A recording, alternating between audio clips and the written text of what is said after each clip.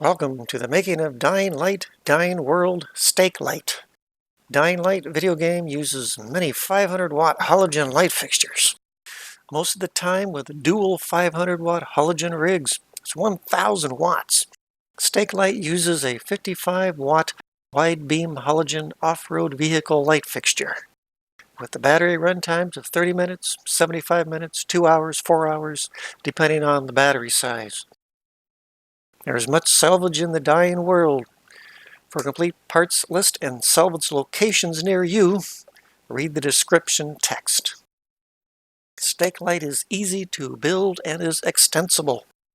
It supports halogen, HID, Xenon, and LED light fixtures that have a mount bolt. It can use a variety of battery sizes. Make it the way you want it.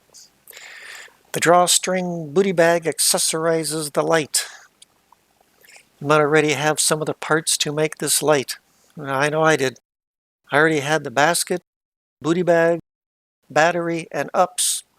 The uninterruptible power supply is the battery charger.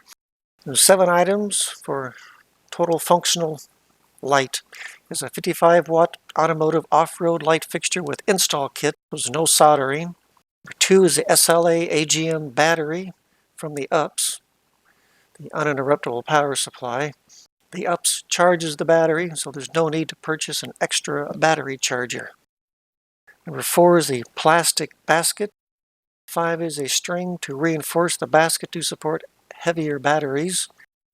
Number 6 is 2 screws, 2 bolts, 4 washers to secure the stake. Number 7 is the drawstring booty bag from the sleeping bag. That's 7 items to build and fully support your very own custom Dying Light, Dying World Stake Light.